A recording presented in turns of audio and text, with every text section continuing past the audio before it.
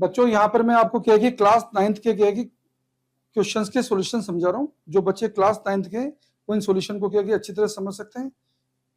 मैं पहले आपको बता रहा हूँ very short answer type question, फिर आपको बताऊंगा short answer type question. Question number 1 देखिए आप, ये क्लास 9 के बच्चों के लिए है।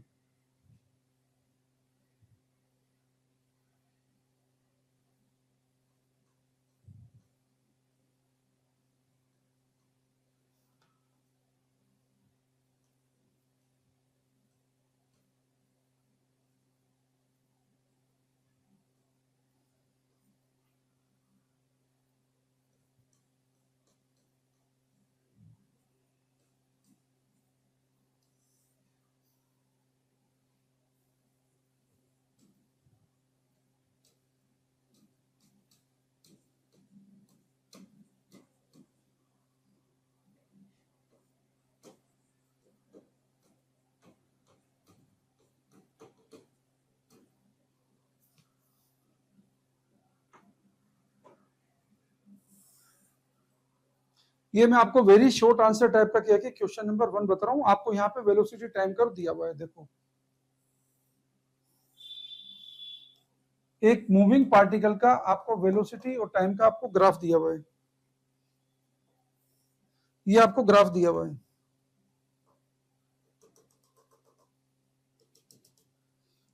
इस ग्राफ के अंदर ये बी पॉइंट दिया है जो 10 सेकेंड है।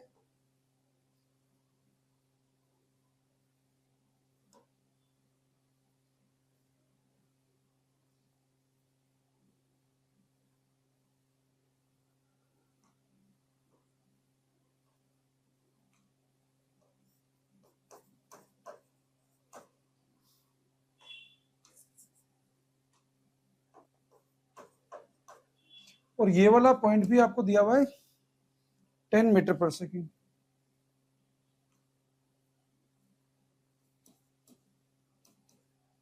आपको सबको ये बात मालूम है कि वेलोसिटी और टाइम में कोई ग्राफ दिया होता है तो ग्राफ का जब एरिया निकालते हैं तो वो आपको देता है डिस्प्लेसमेंट। बच्चों यहाँ पे फिगर में आपको वेलोसिटी और टाइम का ग्राफ दिया हुआ है। ग्राफ का एरिया जब आप निकालोगे, एरिया कौन सा निकालना है बच्चों आपको?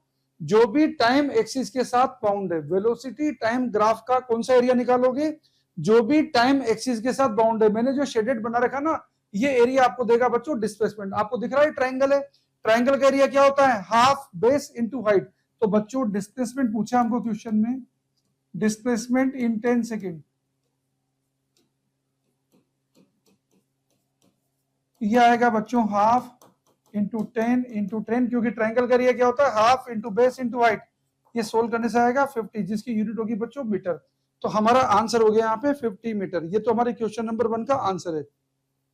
बच्चों नेक्स्ट क्वेश्चन में आपको बोला है what can you say about the motion of a body if it's speed time graph is a straight line parallel to the time axis. देखिए बच्चों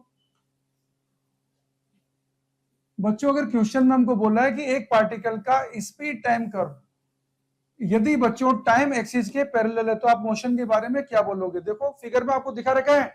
इस ग्राफ में क्या है कि ये speed time curve time axis के पैरेलल है। तो यहाँ पे आप क्या देख रहे हैं बच्चों? टाइम तो यहाँ पे बढ़ता जा रहा है लेकिन स्पीड की वैल्यू नहीं बढ़ रही है। टाइम तो बच्चों बढ़ता जा रहा है लेकिन स्पीड की वैल्यू नहीं बढ़ रही है। तो ये ग्राफ आपको क्या बताएगा? ये ग्राफ आपको बताएगा बच्चों कांस्टेंट स्पीड मोशन। ओके, और क्वेश्चन क्या है बच्चों? यहाँ पर क्वेश्चन में लिख देता हूं। क्वेश्चन आपको दिया है व्हाट कैन यू से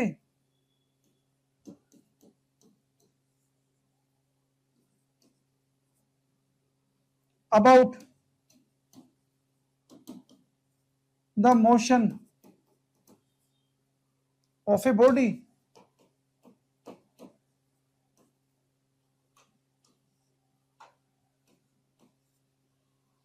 if is speed time graph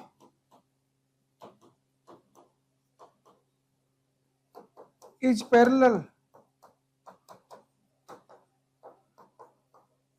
to time axis. ये बच्चों हमें क्वेश्चन में दिया हुआ है। देखो क्वेश्चन के अंदर डायग्राम आपको बनाया है, स्पीड टाइम ग्राफ बच्चों टाइम एक्सिस के पैरेलल दिख रहा है साहब कि टाइम बढ़ रहा है बच्चों लेकिन स्पीड नहीं बढ़ रही है। इसका मीनिंग क्वेश्चन का हमारा आंसर क्या होगा बच्चों? ये ग्राफ आपको बताएगा कांस्टेंट स्पीड मोशन। मतलब इस पूरी जर्नी में बच्चों पार्टिकल की स्पीड कांस्टेंट है। अगर आप ज्यादा बताओगे तो आप क्या बताओगे कांस्टेंट स्पीड मोशन में? same distance is traveled by a particle in same time interval. When speed of the particle remains constant means what? Same distance will be traveled by a particle in same time interval. ये question number 2 का आपका answer है. अब question number next question देखिए बच्चों. Why does a pillion rider, a person who seated behind the main rider driver, fall forward when the driver of a two wheeler suddenly applies the brake? बच्चों ये Newton's law का question, Newton's first law का. देखिए आपको बोला है why does a pillion rider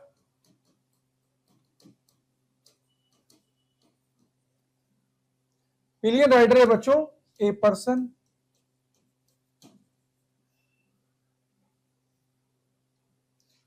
who seated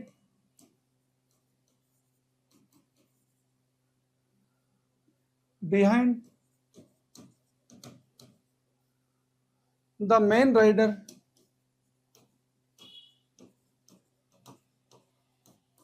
driver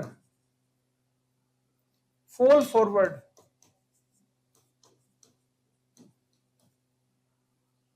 when the driver of a two-wheeler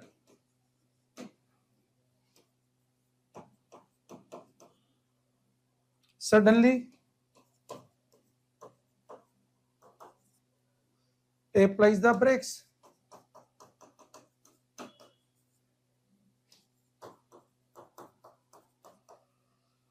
बच्चों यहां पे क्या है कि आप इसका सॉल्यूशन देखिए. ये क्वेश्चन बच्चों न्यूटन्स लॉ का क्वेश्चन है. आप इसका सॉल्यूशन देखेंगे तो आपको पता चलेगा. यदि बच्चों यहां पे गाड़ी चल रही है तो बच्चों देखो ये क्या है कि जब ड्राइवर है और ये बच्चों यहां पे क्या है कि आपको बोला पिलियन राइडर है. अगर बच्चों ये ब्रेक लगाएगा तो ब्रेक लगाने के बाद क्या होगा बच्चों? इसका बॉटम पार्ट तो रेस्ट में आ जाएगा. इसका बॉटम पार्ट तो क्या हो जाएगा? गाड़ी रुक गई तो बच्चों इसको बॉटम पार्ट तो आ जाएगा बच्चों रेस्ट में. लेकिन न्यूटन्स लॉ मोशन के अकॉर्डिंग इनर्शिया की वजह से ऊपर पार्ट पहले मोशन में था तो बच्चों ये मोशन में ही है. ये बॉटम पार्ट तो क्या आ गया? रेस्ट में. लेकिन ये वाला पार्ट ऊपर वाला पार्ट क्या था बच्चों? मोशन में था. तो ये मोशन में रहेगा न्यूटन्स लॉ जो मोशन की वजह से. इसी पिलियन राइडर क्या होगा बच्चों? आगे की साइड झुक जाएगा. आगे की साइड झुक जाएगा. ये आपको क्या है कि क्वेश्चन पूछा कि ऐसा क्यों होता है? ये न्यूटन्स लॉ मोशन की वजह से, इनर्शिया की वजह से होता है. ओके, तो पिलियन राइडर फॉल्स फॉरवर्ड किसकी वजह से बच्चों? Due to inertia. कौन एक्सप्लेन करता है इसको? Newton's first law of motion. अब बच्चों आपको शॉर्ट आंसर भी बताते हैं. What remains constant in uniform circular motion? देखिए बच्चों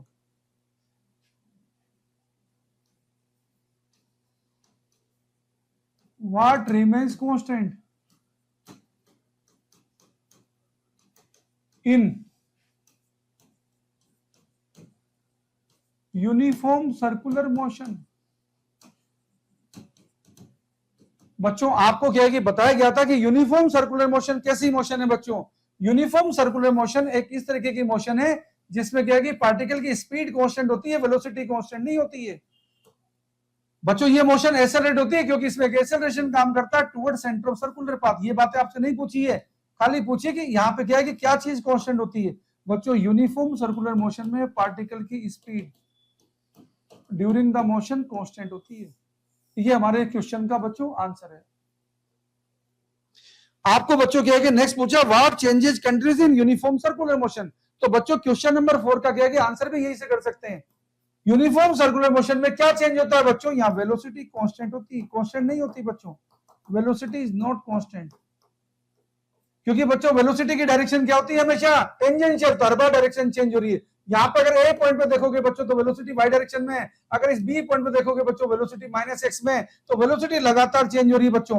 और साथ में बच्चों एक्सेलरेशन, सेंट्रीपिटल एक्सेलरेशन भी लगातार चेंज हो रहा है. यहाँ पे देखोगे ए पॉइंट पर ये -x डायरेक्शन में, बी पॉइंट पे देखोगे बच्चों -y डायरेक्शन में, और सी पॉइंट पे देखोगे बच्चों +x डायरेक्शन में, डी पॉइंट पे देखोगे बच्चों +y डायरेक्शन में. तो यहाँ पे सेंट्रीपिटल एक्सेलरेशन का केवल मैग्नीट्यूड कांस्टेंट होता है बच्चों, डायरेक्शन लगातार चेंज होती रहती है. तो यहाँ पे एक्सेलरेशन भी कांस्टेंट नहीं है बच्चों। तो यूनिफॉर्म सर्कुलर मोशन में बच्चों याद रखना, न तो पार्टिकल की वेलोसिटी कांस्टेंट होती है, न पार्टिकल का एक्सेलरेशन कांस्टेंट होता है। ओके, अब जब किसी पार्टिकल की वेलोसिटी कांस्टेंट नहीं होगी तो नाम क्या हो जाएगा बच्चों? Non uniform motion. जब किसी मोशन में एक्सेलरेशन कांस्टेंट नहीं होगा तो नाम क्या हो जाएगा बच्चों? Non uniform acceleratory motion. Okay, अब आपको बताते हैं बच्चों नेक्स्ट क्वेश्चन। एक मोटर बोट आपको दे रखी है बच्चों, a motor boat starting from rest,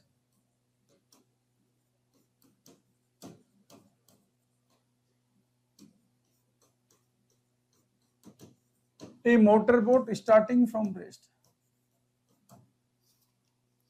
on a lake accelerates in a straight line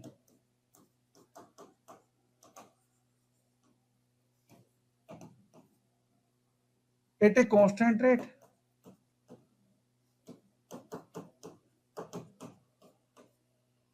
of 3 meter per second square for 8 seconds. How far does the boat travel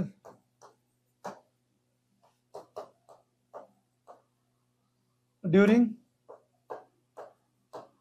this time? बच्चों यहां पे क्या है कि आप क्वेश्चन का सॉल्यूशन देखिए, आपको दे रखा मोटर बोट लेक पे चल रही है और बच्चों शुरू में रेस्ट में है और आपको कांस्टेंट एक्सेलरेशन दिया कितना बच्चों? 3 मीटर पर सेकंड स्क्वायर और बच्चों टाइम कितना दिया आपको? 8 सेकंड।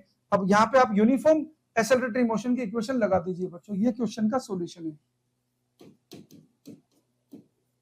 बच्चों। a equal to UT plus half AT square होता है, u 0 है इसलिए क्या है कि मैं इक्वेशन लगाऊंगा हाफ एटी स्क्वायर और बच्चों एक्सेलरेशन कितना दिया आपको? 3 और बच्चों टाइम कितना दिया है? 8। तो 8 स्क्वायर तो कितना हो गया बच्चों? 64 इंटू 3 अपॉन 2, ये हो जाएगा बच्चों 32, तो ये आ जाएगा बच्चों 96 मीटर।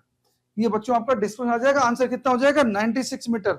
ओके, अब आप देखिए शॉर्ट आंसर क्वेश्चन बता रहे हैं बच्चों, आपको एंगुलर वेलोसिटी को डिफाइन करना है आपको। ये बच्चों आपको बता रहा हूं शॉर्ट आंसर।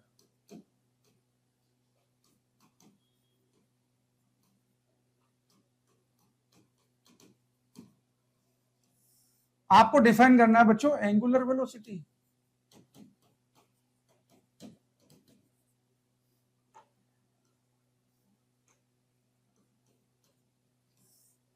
बच्चों एंगुलर वेलोसिटी को लिखा जाता है v अपॉन आर से।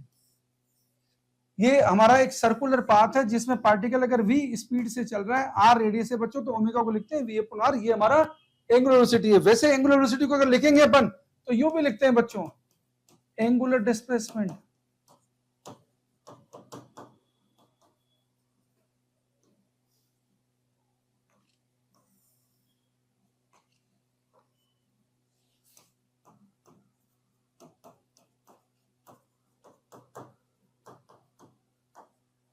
अपॉन टाइम इंटरवल, इसको ऐसे भी लिख सकते हैं बच्चों।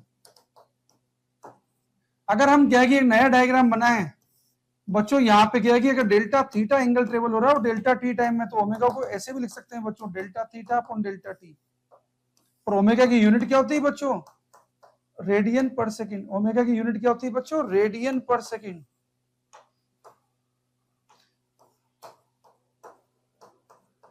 एग्जाम में पूरे नंबर लाने के लिए आपको पूरी बातें लिखनी चाहिए। ये बच्चों एंगुलर वेलोसिटी को डिफाइन करते हैं। अब आपको बताते हैं बच्चों Newton first law of motion क्या है। पता चल रहा है Newton first law of motion बच्चों, न्यूटन का लॉ बोलता है कि बॉडी अगर रेस्ट में बच्चों तो रेस्ट में रहेगी और बॉडी अगर मोशन में तो मोशन रहेगी। कब तक? जब तक बच्चों उस पर एक्सटर्नल फोर्स नहीं लगेगा। Define Newton first law of motion.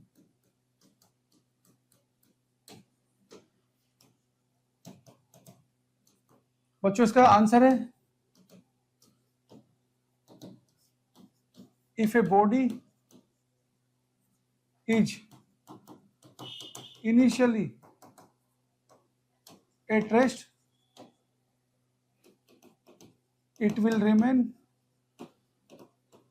at rest until and unless some external force is applied upon it।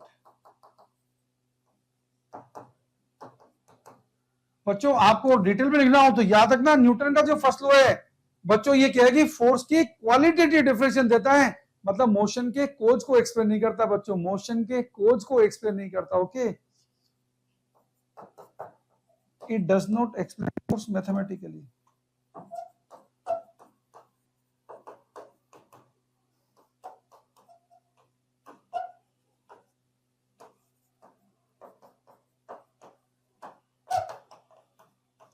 बच्चों ये केवल फोर्स के क्वालिटी डेफिनेशन देता है, ये मोशन के कोज को एक्सप्लेन नहीं करता। ज्यादा डिटेल में जानना बच्चों आपसे क्या है कि इसके बारे में बाद में बात करेंगे जब आप ओलंपियाड वगैरह की प्रिपरेशन करेंगे। अभी तो इतना ही समझ लो, न्यूटन फर्स्ट लॉ के बारे में इतनी बात बोलेंगे। अब बच्चों इनर्शिया ऑफ रेस्ट क्या होता है वो भी देखिए आप।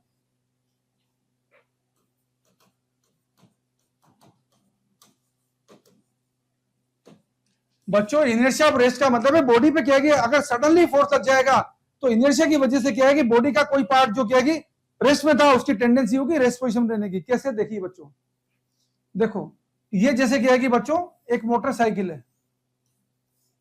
अब ये मोटरसाइकिल पे क्या है कि मान लो ये क्या है कि ड्राइवर है और ये बच्चों क्या है कि पैसेंजर है। सपोज क्या है कि मोटरसाइकिल अचानक चल पड़ती है, अचानक मोटरसाइकिल चल पड़ती है तो अचानक चलेगी तो क्या होगा बच्चों, अचानक चलने का मतलब क्या है कि ये देखो जो सीट के कॉन्टेक्ट में जो पार्ट है ये तो बच्चों आ जाएगा मोशन में, लेकिन सिर को तो क्या है कि बच्चों पता ही नहीं ना कि क्या है कि मोटरसाइकिल में क्या हुआ, तो सिर तो बच्चों रेस्ट पोजीशन में, तो इसकी टेंडेंसी क्या रहेगी, इसकी टेंडेंसी बच्चों रेस्ट पोजीशन में रहेगी। जबकि क्या है कि बॉटम पार्ट तो क्या गया बच्चों मोशन में, सिर तो कहा रेस्ट का रेस्ट में ही है।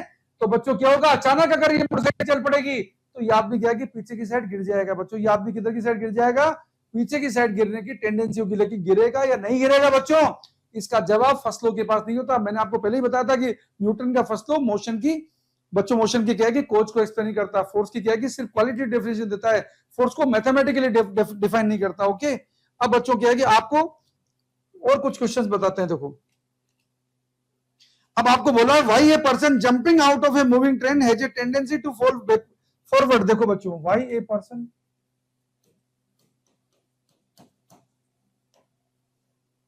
Jumping out of a moving train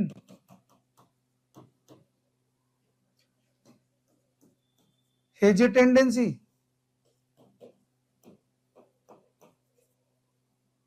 to fall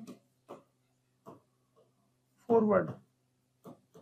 देखो बच्चों ये बात भी क्या है कि न्यूटन फर्स्ट लॉ के अकॉर्डिंग है। देखो बच्चों ये आदमी है, जब ये ट्रेन में से क्या है कि चलती हुई ये ट्रेन चल रही है बच्चों, अब ट्रेन में से अगर जंप लगाएगा बच्चों तो सीट के कांटेक्ट में जो पार्ट है ये तो बच्चों क्या रहेगा, ये तो मोशन में रहेगा ना बच्चों। ओके, ये सारा पार्ट क्या है बच्चों मोशन में, लेकिन जैसे ही जंप लगाएगा बच्चों तो क्या होगा, इसकी टेंडेंसी क्या होगी, क्योंकि बॉडी मोशन में ना, इसकी टेंडेंसी होगी फॉरवर्ड जाने की। क्या टेंडेंसी होगी इसकी, क्योंकि जब कूदा है तो जो वेलोसिटी ट्रेन की वही वेलोसिटी के साथ आएगी ना, तो वेलोसिटी वही आएगी तो साथ में क्या होगा, ये क्या है कि पार्ट किधर की साइड टेंडेंसी होगी, इसकी आगे की साइड जाने की होगी। ओके, तो ये फॉरवर्ड जाएगा। आगे देखिए बच्चों, to show that the body remains at rest unless acted upon by a unbalanced force, mention one situation from everyday life। बच्चों देखो to show that a body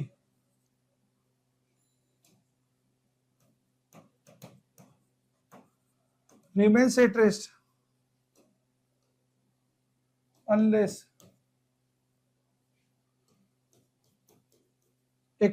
upon by an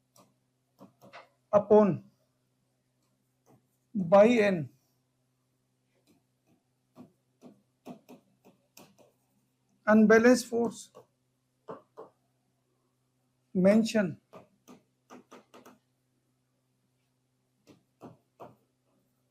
one situation from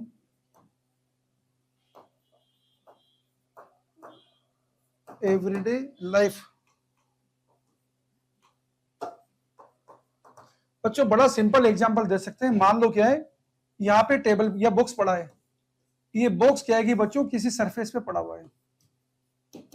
अब बच्चों इस box पे अगर हम force नहीं लगाएंगे तो ये बच्चों फोर्स क्या है कि नहीं लगाएंगे, तो बॉक्स अगर रेस्ट में था तो ये बच्चों रेस्ट पोजीशन बना रहेगा। ये किसकी वजह से हो रहा है? ये न्यूटन फर्स्ट लॉ की वजह से हो रहा है। आपको क्या है कि पिछले क्वेश्चन को और आपको बढ़िया एक्सप्लेन करते हैं। बच्चों चलती हुई ट्रेन के अंदर जब आदमी कूदता है ना, तो याद रखना जिधर ट्रेन चल रही है अगर उधर ही कूदेगा तो बच्चों क्या है कि उस आदमी के क्या है कि गिरने की टेंडेंसी नहीं होगी। क्यों? क्योंकि जिधर ट्रेन चल रही है बच्चों उसी डायरेक्शन में कूदेगा तो क्या होगा, वो आगे फॉरवर्ड मूवमेंट हो जाएगा, तो क्या होगा, उसके साथ ही चल पड़ेगा, क्योंकि ट्रेन की वेलोसिटी उसके साथ आ गई ना बच्चों, ट्रेन की वेलोसिटी तो उसके साथ ही आएगी। वरना क्या होगा, वरना क्या है कि सिर तो क्या है कि बच्चों चल रहा था ना उसका, अब पैर भी अगर चलने लगेंगे तब तो ट्रेन के पैर चलेगा, तब तो गिरेगा नहीं। लेकिन अगर कूद गया अचानक तो क्या हुआ बच्चों, ट्रेन के अंदर जब बैठा था तो ट्रेन के अंदर हर पार्ट क्या है कि बॉडी का क्या है कि ट्रेन के इक्वल वेलोसिटी चल रहा था। जब आदमी ट्रेन में, तो सीधी सी बात है, अगर आप क्या कि किसी कार में बैठे हो, कार हरिद्वार जा रही है तो बच्चों आप भी तो हरिद्वार ही पहुंचोगे। इसका मतलब क्या है, जो आदमी जिस चीज के अंदर बैठा होता है उसमें हर चीज की वेलोसिटी कार की वेलोसिटी इक्वल होती है। जब हम ट्रेन में बैठे होते हैं तो हमारी वेलोसिटी भी बच्चों ट्रेन के इक्वल है। लेकिन जब ट्रेन में से हमने जंप लगा लिया तो क्या हुआ बच्चों, हमारी क्या है कि पैर तो क्या है कि बच्चों जैसे ही जंप लगा दिया तो पैर तो हमारा रेस्ट में आ गया, लेकिन सिर तो मोशन में था ना।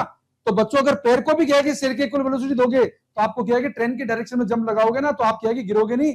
अगर ट्रेन की डायरेक्शन में जंप नहीं लगाओगे बच्चों, आप क्या है कि ट्रेन की उल्टी डायरेक्शन में अगर जंप लगा दिया तो बच्चों आप क्या है कि ट्रेन पे लेट सकते हो, आपकी क्या है कि एक्सीडेंट हो सकता है। ओके, ये बात बड़ी इंपॉर्टेंट है प्रैक्टिकल लाइफ में। ओके, समझ में आ गई बच्चों बात? ये हमारे क्या है कि शॉर्ट आंसर टाइप क्वेश्चन थे। बाकी के क्वेश्चंस आपको क्या है कि बच्चों बाद में डिस्कशन कराएंगे। ये क्लास 9th में जो बच्चे साइंस में पढ़ रहे हैं उनके लिए क्या है कि एनटीएससी ओलंपियाड को भी क्या है कि कवर कर सकते हैं। क्वेश्चंस को आपको इतना अच्छी तरह समझा दिया है। ओके, थैंक यू बच्चों।